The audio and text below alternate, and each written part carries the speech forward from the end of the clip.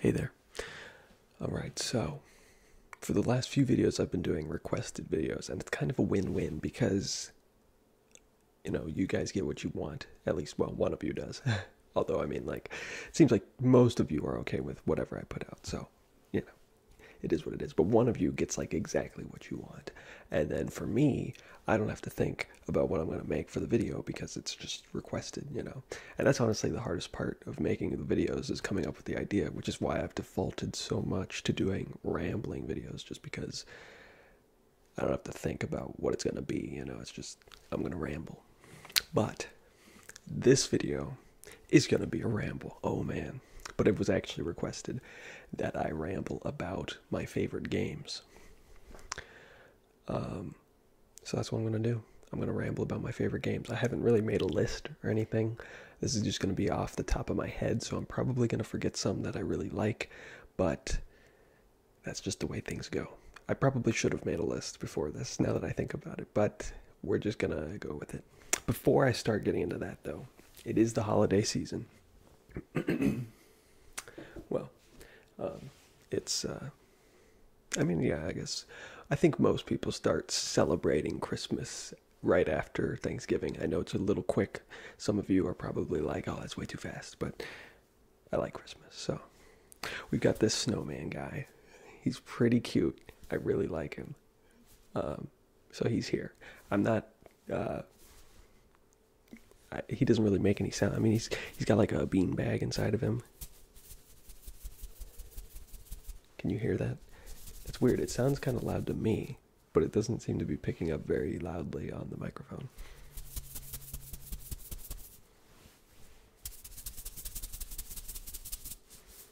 But I don't know if that makes good sounds at all. Otherwise,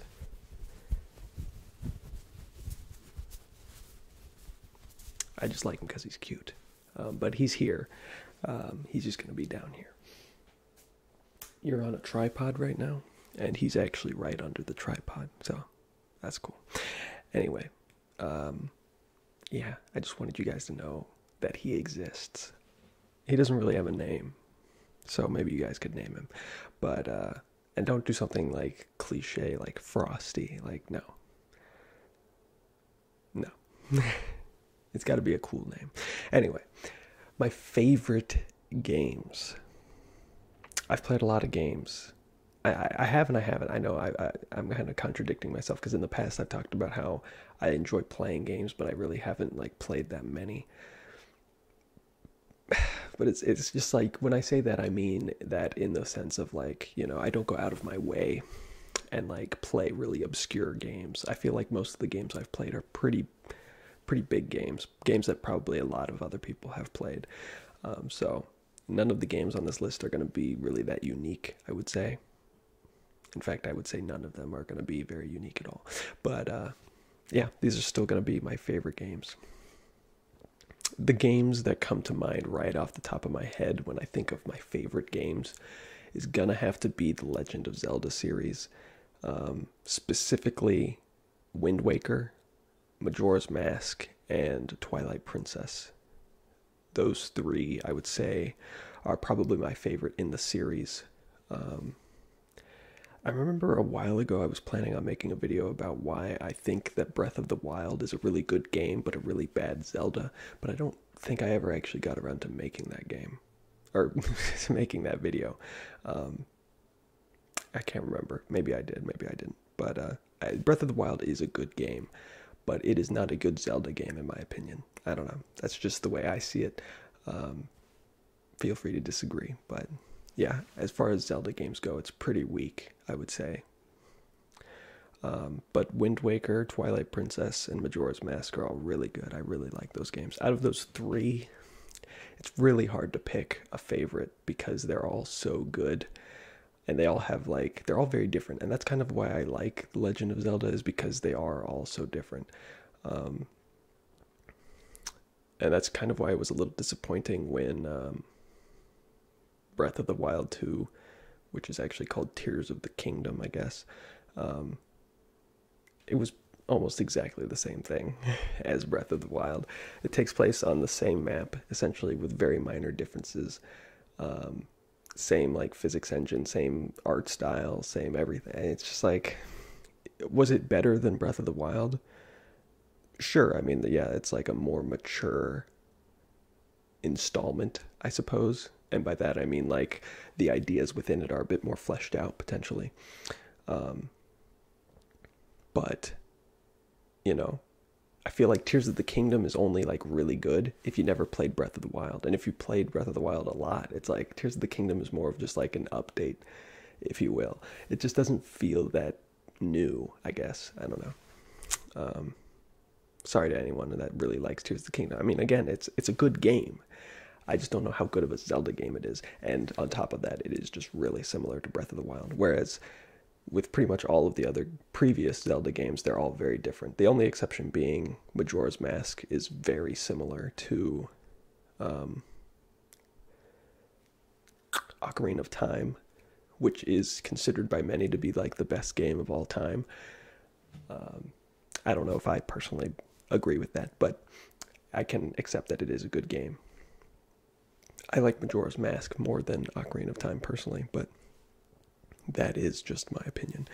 But obviously, Majora's Mask is very similar to Ocarina of Time. The assets, especially, and the art style is all, I mean, they ported over probably a large majority of the assets from Ocarina of Time into Majora's Mask. I'm pretty sure Majora's Mask came out 1 year after Ocarina of Time. It might be 2 years, I'm not sure, but they were very close in production. So obviously they had to cut corners. I don't know why they did it that way, like why they did it so quickly. Maybe it was just because Ocarina of Time did really well, and so they were like, well, let's just make another one. I'm not sure.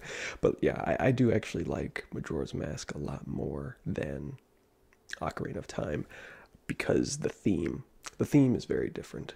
And I like the thematic elements in the story of Majora's Mask a lot more.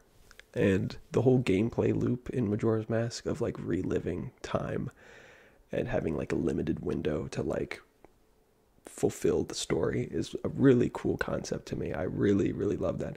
My best performing video on this channel is a video in which I talk about how I would love to repurpose that game element into a different game that's very similar. Yeah, so I really like that element. Twilight Princess has a soft spot in my heart though, because that was like the first Zelda game that I think I like bought myself and like I played specifically like for me, because like Wind Waker and Majora's Mask were games that like, you know, our parents bought for us. I have siblings, and so our parents bought those games for us, and we obviously they're single player games, but we would often play them together. But Twilight Princess was kind of like the first Zelda game that I was the like predominantly I would play it alone. Like no one else in my family really had an interest in that one. And so that was kind of cool because that was when I was young, and you know, you want to be kind of independent when you're young and stuff like that. So it has a soft spot in my heart for that reason. Twilight Princess also scared the shit out of me when I was a kid.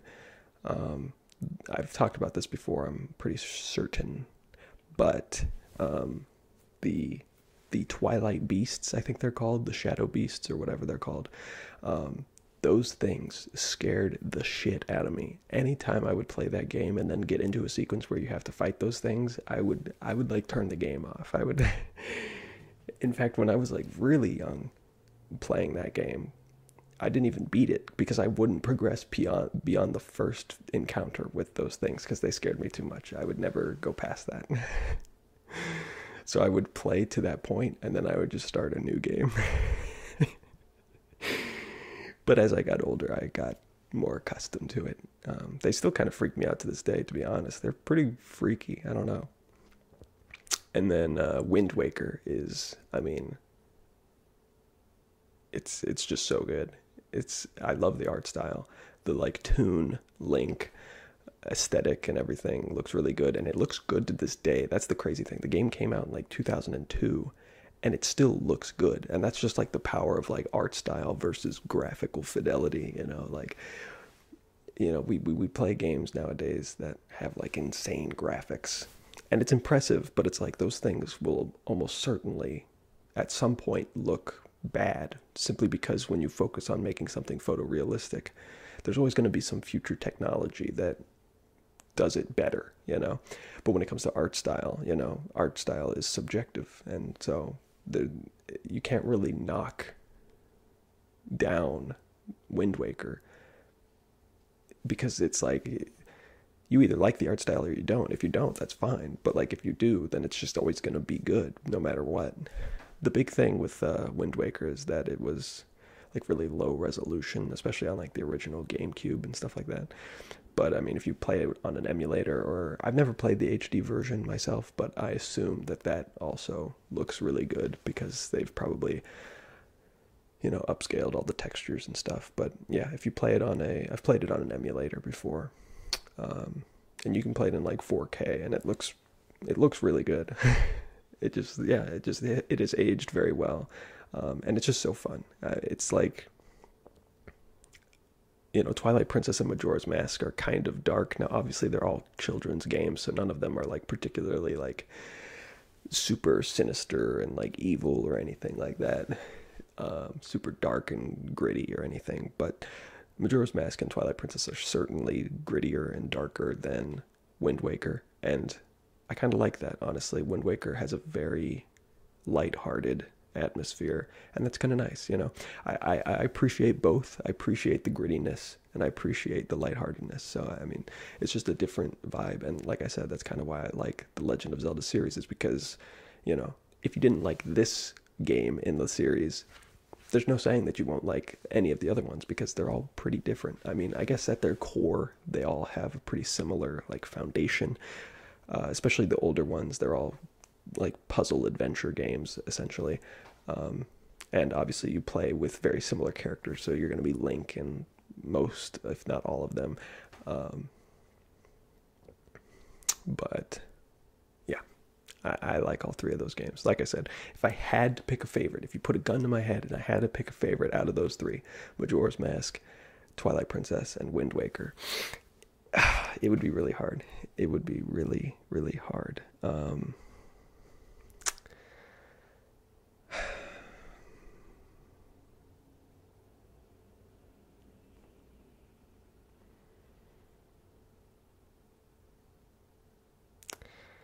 I think I have to go with Majora's Mask. A close second would be Wind Waker. And the only reason I'm not putting Wind Waker above Majora's Mask is because I think a lot of why I like Wind Waker stems from like the nostalgia of it. I have very fond memories of playing that game with my siblings. I would say we played that game a lot, and you know, it was fun to like watch each other try to solve the puzzles or like figure things out, you know.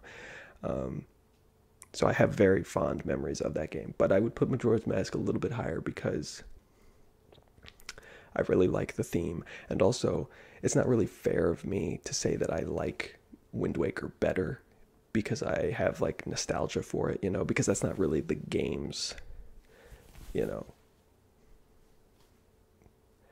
doing, if you will. Like, it's a great game, don't get me wrong, but like, just because I enjoyed having those memories of me and my siblings playing it, it's not really, you know, I could have had those memories with any game. So I don't know. I'm gonna put Majora's Mask a little bit higher. Twilight Princess is also really good, but I am gonna put that one in third between those three, just because I feel like it. But yeah, those are great games, and I really like those. And like I said, I can't remember if I made a video talking about Breath of the Wild. I played a lot of Breath of the Wild, and it does a lot of things that I think are cool. But ultimately, it just didn't really feel like a Zelda game to me, in all honesty. And I get it, like things change, you know, innovation's important and, you know, whatnot. I'm not fully in the mindset of people that think like, if this is what a franchise was, then it has to remain that way forever and ever and ever, you know, like if it can't change a single aspect of the formula, you know. And like I said, I think Breath of the Wild is an amazing game. It's really good. It's really fun to play. But if like I wanted to play a Zelda game and get that Zelda experience, I wouldn't play Breath of the Wild personally. The puzzles are just really easy. I mean, first of all, there's just like no dungeons. I mean, there's the four divine beasts, but they're barely dungeons. They all look identical, basically, and they play themselves. And I mean, I don't know. A lot of the older Zeldas are like really hard to the point where it's like, how did they even like expect you to win this game? You know, the puzzles are like really challenging. At least they were for me, and I mean they still are. I'm not even gonna lie. I still struggle with Zelda games, even when I play a game that I've already beated. Beat. I've already beated. Beated is not a word, is it? Beat it's not a word. When I play a Zelda I've already beat, I still struggle with some of those puzzles because they're hard, and there's a lot of them. So like you forget what the answer is, you know. But Breath of the Wild is just like there are very, very, very few elements in that game that are genuinely like hard puzzles to solve. All the shrines, I would say, are pretty easy. There's a few. Like when I say a few, I don't even know how many there are in that game. I think there's like over 100. There might be well over 100. It might be like 150 to even higher than that. I don't know. But when I say a few, I mean there's like maybe like 2 to 4 shrines that are like actually kind of a challenge. The rest are extremely easy. And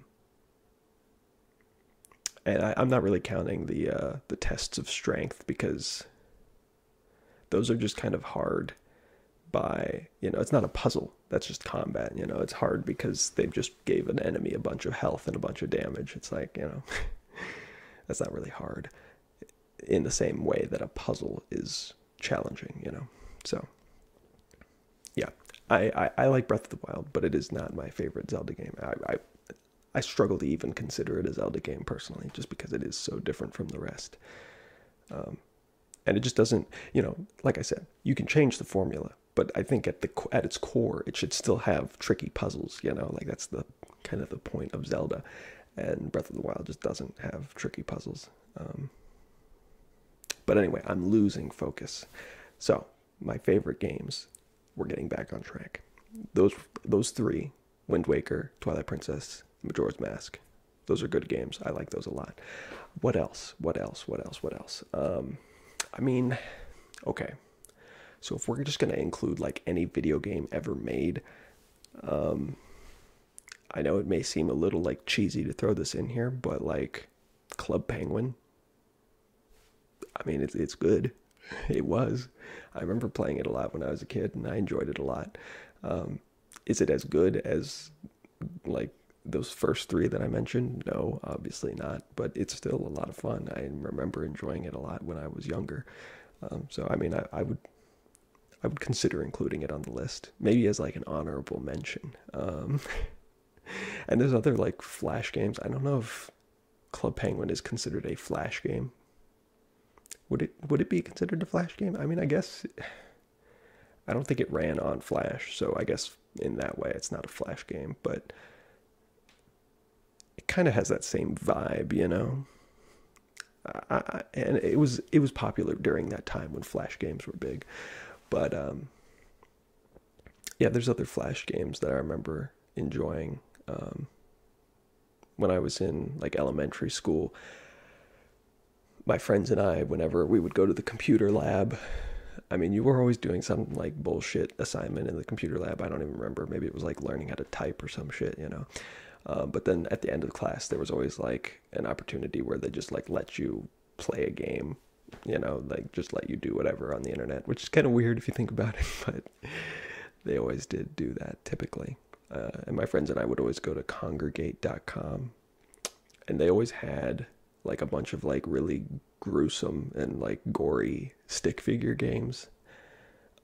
There's a few that I can't find to this day. Like I've tried to find them just for like the nostalgia factor of going back and like playing these games that I used to play in elementary school, but I can't find them because I don't know what they're called, and it's like so hard to describe them because they're all so similar. Like you go onto Google and you type in like gruesome, gory stick figure game with guns. And there's like, you go to like Reddit to see if like other people are searching for the same thing. And there's like a billion games that fall under that description. So it would be like impossible for me to find the exact game that I'm referring to. But there were a lot of games like that where you just, you're playing as like a stick figure with a gun and you shoot a bunch of other stick figures. I played a lot of games like that. So those were fun too. Again, definitely not even close to being the same level of quality as like the Zelda games, and I definitely didn't play them for as long as I've played the Zelda games. But if I was making a list with all of my favorite games that I've ever played, I did thoroughly enjoy playing those games in school. I mean, it was just like, you're telling me that, like every other day I can play video games while I'm at school. Are you kidding me? That's the coolest thing ever. So that was always fun. But yeah, definitely, I would put that in the honorable mention category. Call of Duty 4, Modern Warfare 1, the original, the one that kind of paved the way for the Call of Duty formula. That one has a pretty soft spot in my heart because it was the first, well, technically it's not the first Call of Duty I ever played. I remember there was a Call of Duty that my brother and I had for the GameCube, and that one also has a very soft spot in my heart because we would just play it 1v1 all the time, and that was really fun. It's funny because in my mind, in my memory, the like graphics of that game were amazing, but if I were to go back and play it now, it would probably look really bad. But I do remember having a lot of fun playing that with my brother. I don't remember the name of that one because, a lot of the original Call of Duty games had like Call of Duty Finest Hour or whatever. They had like titles instead of numbers. So it's hard to remember exactly what it was. But it was for the GameCube. So if there's like only one Call of Duty for the GameCube, then it was that one. It was World War II themed, if that helps. But I think pretty much all of the original Call of Duties were World War II themed. So probably not. But anyway, I played that one a lot with him, and I do like that one a lot. But Call of Duty 4 was kind of the first one that I played a lot, because, when I could only play the other one when he was available, which wasn't super often, honestly. I still enjoyed playing it when we did, but I just couldn't play it all the time. But Call of Duty 4 changed that, because all of a sudden now, there's online multiplayer. I can play with other people as much as I want. And that was crazy. That was insane. And the class system, like unlocking stuff and like creating classes with like different combinations of things, it blew my 9-year-old mind. So that one is pretty crazy. That one I enjoyed a lot. I would put that up there. As for whether or not it's my favorite Call of Duty game, honestly, probably not, but it is certainly the most nostalgic for me, I would say personally. Black Ops 1 was also really good. That one might be my favorite all-time Call of Duty, but it is not quite as nostalgic to me as Call of Duty 4 is personally. Call of Duty Advanced Warfare, however, is extremely nostalgic to me, for a specific reason. Now, I need to preface this by saying that when I say I played Call of Duty Modern Warfare 1, Call of Duty 4, what I really mean is I played the Wii version of it, which was slightly different. Growing up, we didn't have a PlayStation or an Xbox. We had a Wii. We had a GameCube, and then we had a Wii. We were a Nintendo family just because we have a pretty big family, and a lot of the Nintendo games are party, oriented, like large family style games, so it just kind of worked out. But that meant that, all of the Call of Duties that were ported to the Wii always had some kind of like functionality taken out because the Wii was not very powerful as far as consoles go, so it couldn't do quite as many things as like the Xbox and the PS3 version could do. So I played, Modern Warfare 4, or Call of Duty 4, Modern Warfare, on the Wii. I played Black Ops on the Wii.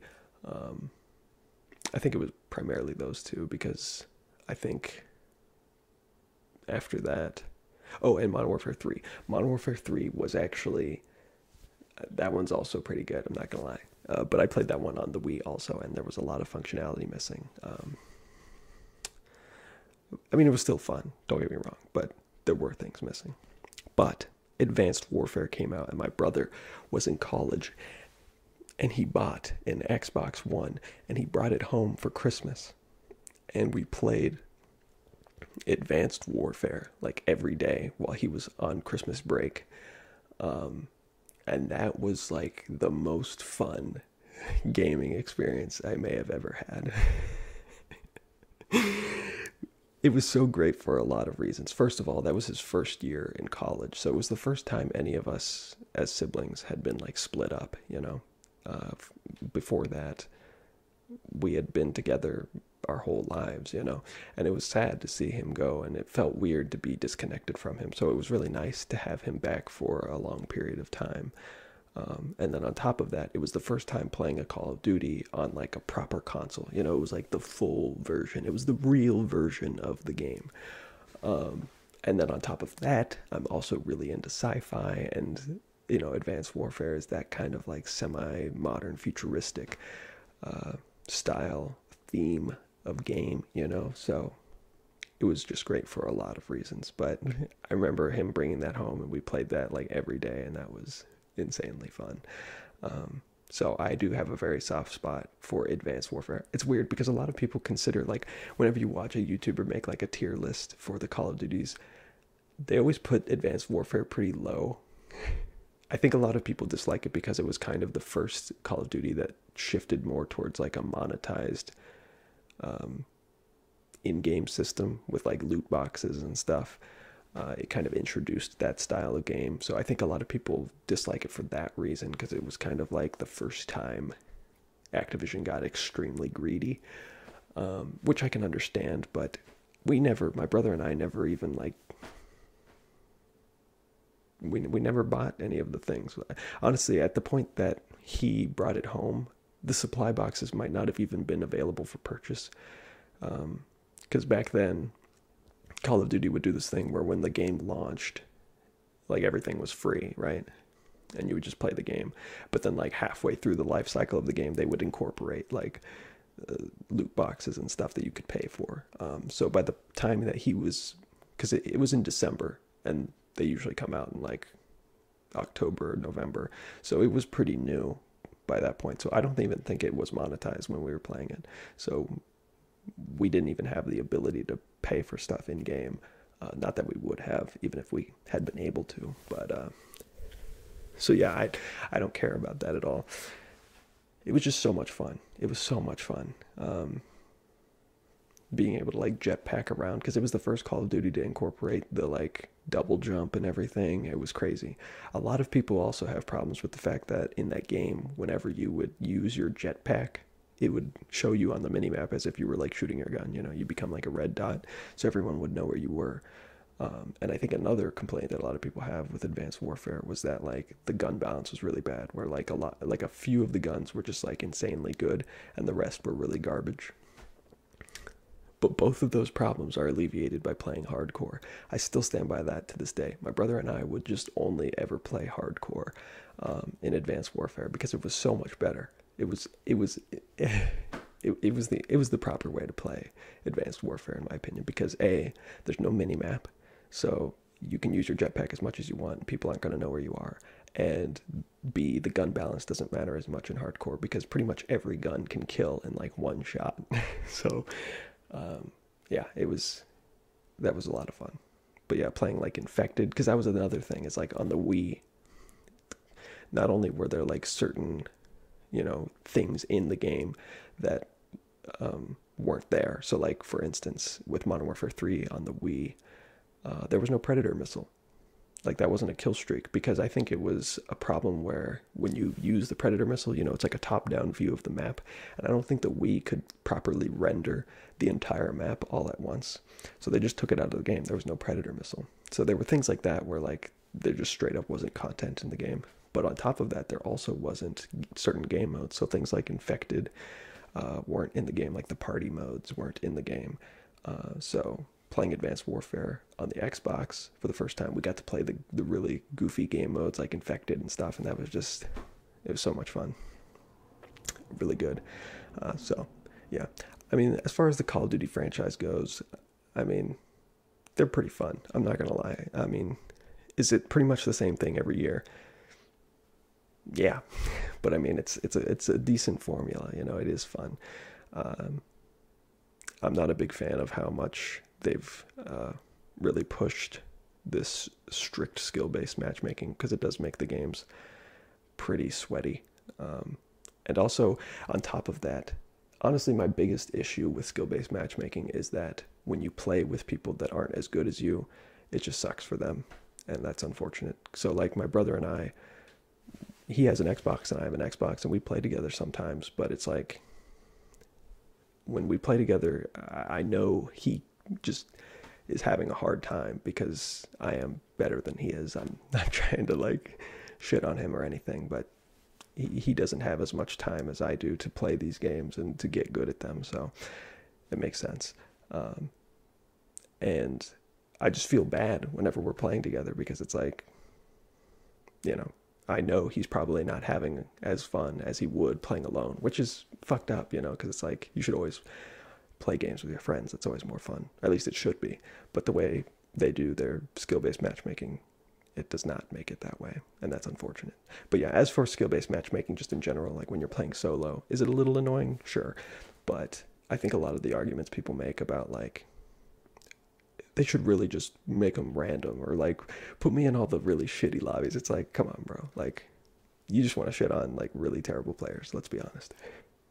And they'll always like be like, no, that's not it at all. But it's like, come on, we know that's it. I don't know. I'm not trying to diminish the argument, because I do agree with it to an extent. But yeah, I do have problems with the way some people argue against strict skill-based matchmaking.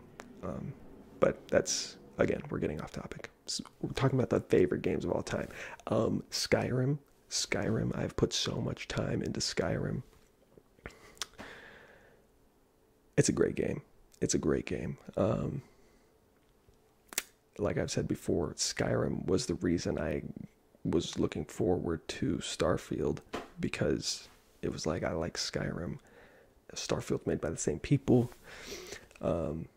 I haven't put nearly as much time into Starfield. I did enjoy the time that I played it, I won't lie, but it faded on me faster than Skyrim did, for sure. It just feels a lot more restrictive than Skyrim. So yeah, I love the aesthetic, the theme of the game, you know, that NASA punk sci-fi, you know, it's awesome. It's a super cool aesthetic, but the game has a lot of flaws that it just seems like Skyrim didn't have. I don't know. I'm not sure. I maybe my standards have gotten higher, or my expectations are higher, or maybe I just focus too much on the negative aspects of things nowadays. Someone left a comment on one of my videos, and I replied to it, and I talked about how I am disappointed in myself because I have such a negativity bias nowadays. I notice it in myself when I watch movies or watch TV shows or play video games. It's like, it's never good enough anymore. You know, I'm always picking out the flaws rather than just enjoying it for what it is. So I don't like that about myself, and that probably has impacted my enjoyment with Starfield, because I didn't really have that. You know, back when the first time I played Skyrim was at my friend's house, because he had an Xbox, and we played Skyrim, and it was insane. It was the most fun. We pulled like an all-nighter just playing Skyrim, and it was so fun. I remember, because we would do the classic thing where you're playing a single player game, but every time you die you hand off the controller, you know. And you know, right at the start of the game, I'm going to be spoiling a bit of Skyrim, but this is, I mean, it's a 10-year-old game. Just, it's over 10 years old at this point. It's 12 years old.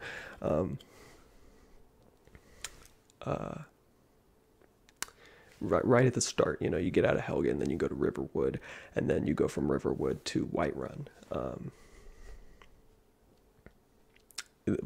In between the walk from Riverwood to Whiterun, there is the Honningbrew Breedery, Meadery. I know. I've played this game so much. I think I know the map of Skyrim better than I know like my hometown's layout. Yeah, I'm not super proud of that by any means, but it's true. I know that game really well. Um, but anyway, there's the meadery right there, and in front of that meadery is a guard that just walks back and forth. It's a Whiterun guard, and the Whiterun guards are really hard to kill when you're a fresh player. I'm pretty sure it's because rather than scaling to the player, the guards are always level 20 at least. So when you're like level 1, they're like level 20 rather than being level 1 alongside you like most of the other enemies in the game.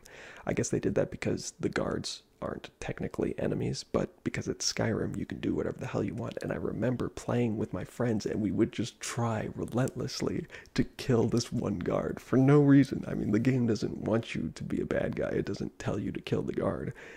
We just wanted to do it because we could, and it was funny to keep trying and failing. It was it was hilarious.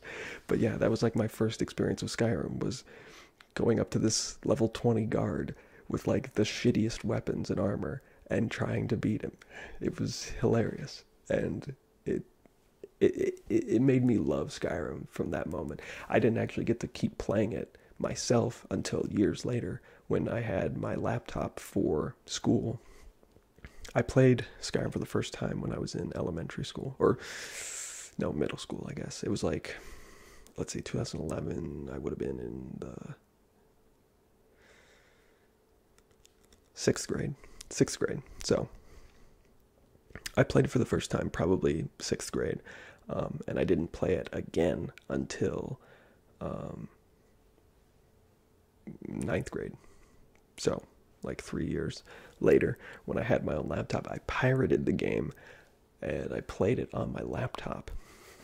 And then, like a year later, I actually bought the game so that I could play with all the DLCs, and then I started modding the game, and that was just a whole other can of worms.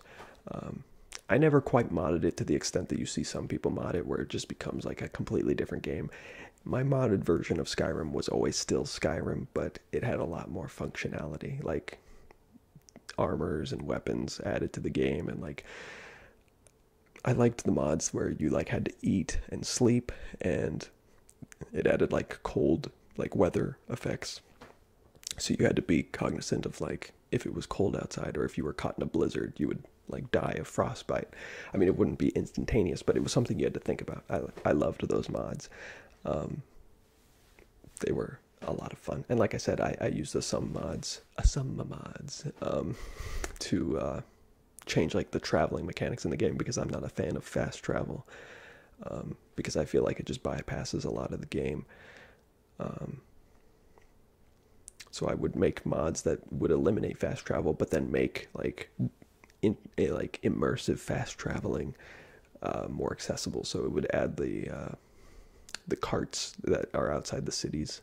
It would add more of them to the map so that you could go to more places using that system, things like that.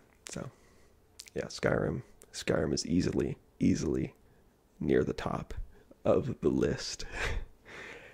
Exceptional game. Yeah. Elite Dangerous is a game that I've played a lot, and I do like it, but I don't know that I would consider it one of my favorite games. I have played it a lot, because like I said, I love the sci-fi and like spaceships and stuff like that, and space combat. And I have like a joystick. It's a really, really old joystick, but it worked. And I would play Elite Dangerous with this old ass joystick from like the year 1999. And it was fun. It was fun to like. It was like a flight simulator, but instead of being boring like Microsoft Flight Simulator, it had combat and was in space. I mean, it's pretty cool. I do like Elite Dangerous, but I don't know if I would put it at my favorite game, just because it can get very monotonous. At the end of the day, you're basically just blowing up ships the whole time, which, I mean, it is fun to do that, but you know, I want a little bit of variety, and Elite Dangerous just it didn't really have that for me. So it's a fun game for a little bit, but it does get monotonous. It's also kind of grindy because it can take a while to get enough money to like get some of the end game items in that game. So yeah, I've played a lot of Grand Theft Auto 5 as well, but that's kind of a similar situation where it's like I played it a lot. I did enjoy it, but I don't know if I would actually consider it one of my favorite games of all time simply because I want more out of it, you know.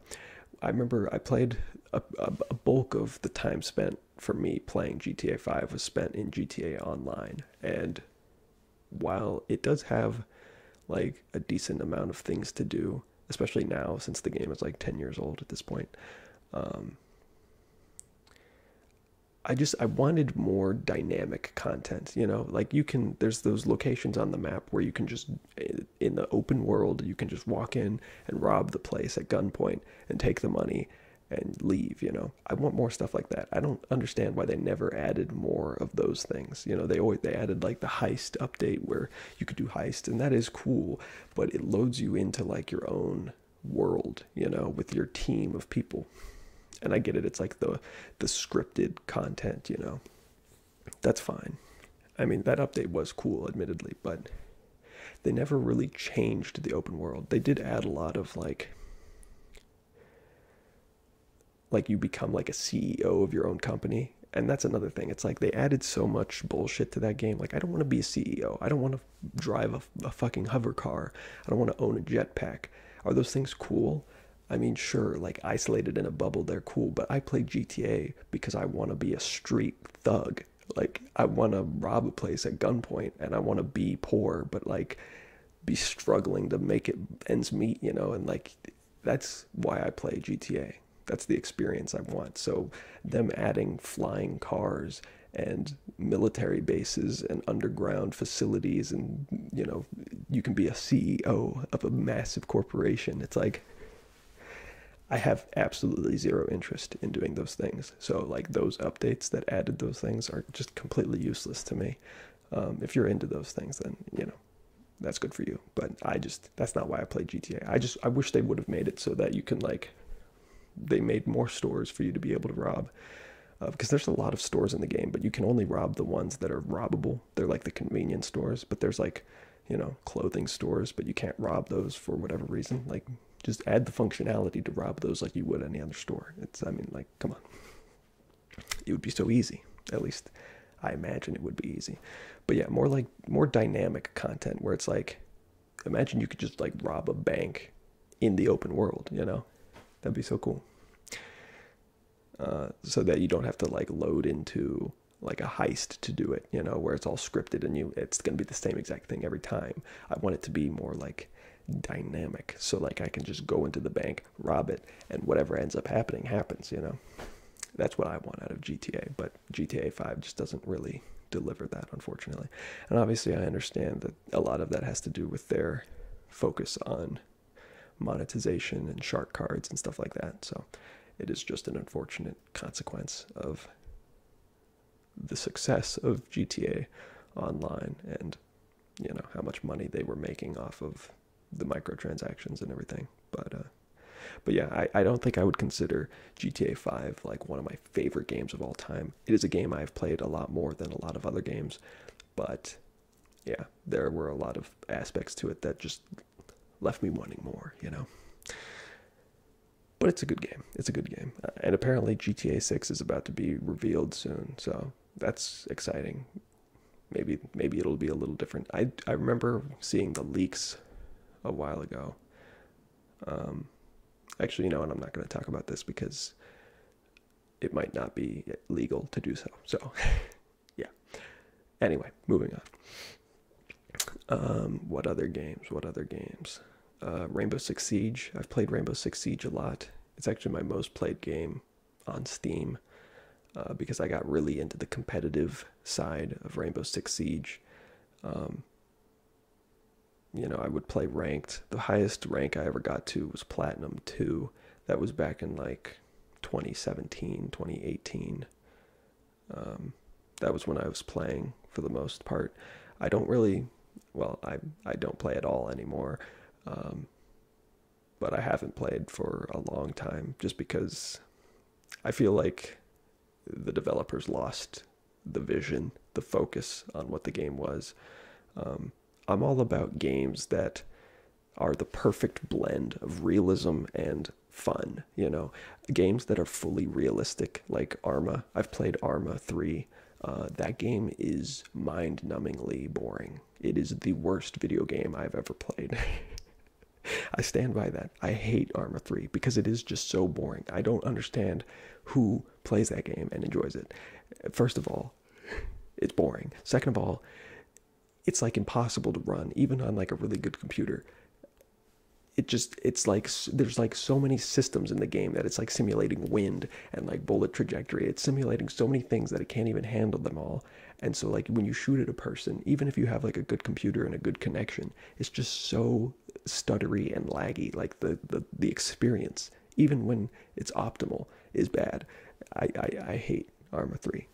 So like when games are too realistic, when they focus too much on realism, they're not fun. They're just not fun. And then when a game is just like too ungrounded and too like I think a game needs to be grounded in some reality, you know, so that there's like context, you know. To me, like GTA 5 is a good example because it's like, you know, the world is very realistic in appearance. It looks like the real world and a lot of things function like the real world, but then a lot of the in-game elements are done in a way that make them just simply more fun. So like when you hijack a car, it doesn't take you 3 minutes of real life time to hotwire it, you know. You hotwire it in like 2 seconds, right? And because that's fun, you know. When you rob a store, you know, it's not like the real world where like, you know, I don't know. It's a good example of a good blend between realism and fun, you know.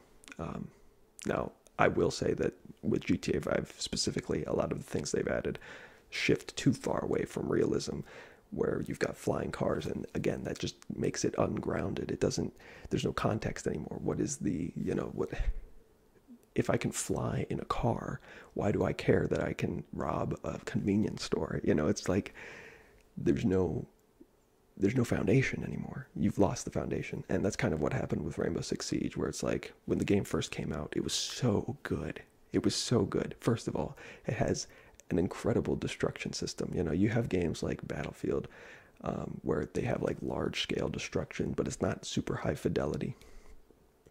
Rainbow Six Siege was the opposite, where it has like very small scale destruction where you can like blow up a wall, but the fidelity was so high. You see like the wood splinters go everywhere and the room fills with dust, and like you can breach through a thing like a hot breach, and like, oh, it was so good. It was so good. And all of the starting operators, like the year one operators, they were all very grounded. All of their abilities were very realistic.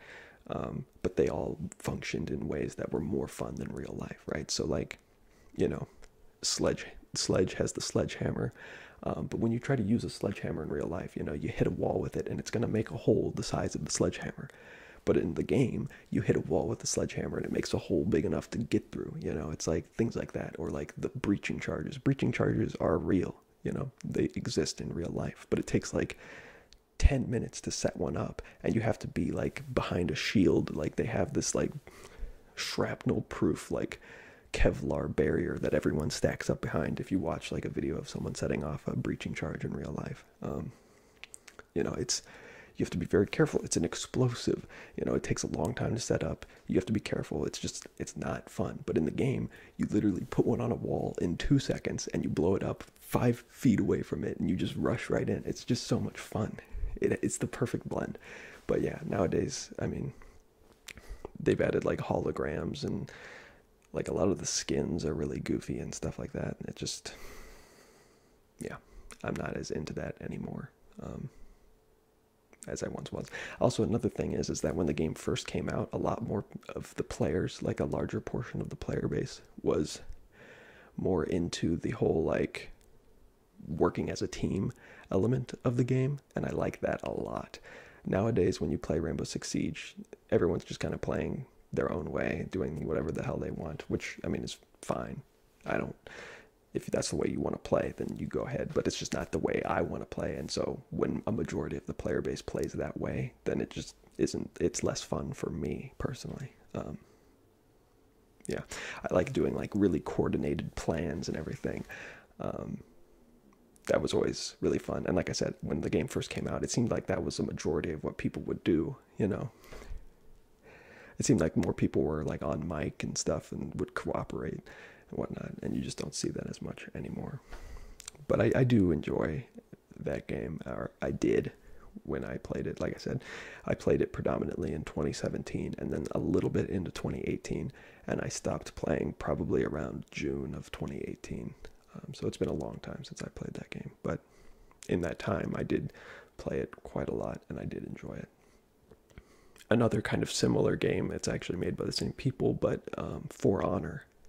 For Honor was really, really fun, and then they started adding characters that were like extremely overpowered, and it just ruined it because everyone would just play those characters because, I would say actually, as far as like being competitive while playing games, I was probably at my most competitive when playing For Honor. Like I really cared about winning and losing, and I took it really seriously. And so when you would just go up against people that would only ever play these overpowered new characters that Ubisoft put in the game so that people would pay for it with real money, it was like, okay, this is just boring. But yeah, when that game was good, before they added all the overpowered shit, it was great. I know a lot of people, like when it first came out, I didn't start playing it when it first came out. I started playing it in like the end of 2018 into like 2019, I'm pretty sure. I know when it first came out, a lot of people had connection issues because I think it was peer-to-peer, but I think they changed that at some point because when I played it, I had pretty much no issues with connection. There were a few times when you would get like booted from a match, and that was annoying, but it was thankfully somewhat rare. So yeah, I enjoyed that game a lot. I don't have nearly as much time in that as I do in Rainbow Six Siege though, but yeah, it was still a fun game. What else? Like I said, I'm probably forgetting a lot of the games I've played over the years that I've enjoyed a lot. Rocket League. I play a lot of Rocket League. I do that. I got pretty into Rocket League, like competitively, but nowadays I mostly just play it just casually for fun. And it's still, the physics are really solid in Rocket League. It's a lot of fun to just bounce the ball around, try to get goals and stuff. It's a good casual experience. So yeah, I enjoy Rocket League a lot. All right, this video has been really long. I think it might be like nearly an hour long. So wow. Okay, let's wrap this up. If I had to rank one game as being the best game I've ever played, that's like almost impossible. In fact, I would say that is impossible, but I'm just gonna do it just because I feel like it. I'm gonna have to give the number one place to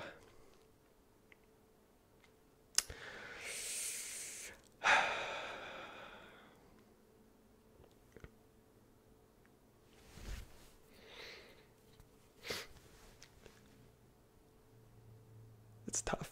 It's really, really tough. I think I might just have to do Skyrim. Skyrim is such a solid experience, especially with mods, and it's so cool to have like that level of control over the game, because a lot of games, you play them and the game is the way it is, and if you really like it but there's like a few things you don't like about it, then it's just like, well, that's tough. But with Skyrim, it's like, oh, I like all of this and I'm not a big fan of this, and so it's like, well, I'll just get mods that make all of this better or just get rid of it, and then it's like the perfect game for me specifically. So that's a lot of fun. But yeah, I think I'll have to give it to Skyrim, but like I said, it's basically impossible. I don't know that I actually genuinely believe that Skyrim is my favorite game of all time, but it is certainly up there. But anyway, thanks for watching. I'm sure this video got really dark because it started with the sun up there and now it's down there because the sun sets in like 10 seconds nowadays. It's just that time of year. But anyway, I guess I will see you guys later. Do you want to see the snowman one more time? Because he's pretty cute. Pretty cute. I don't know how well you'll be able to see him, but he is a pretty cute guy. Look at that guy. Anyway, thanks for watching. I'll catch you later.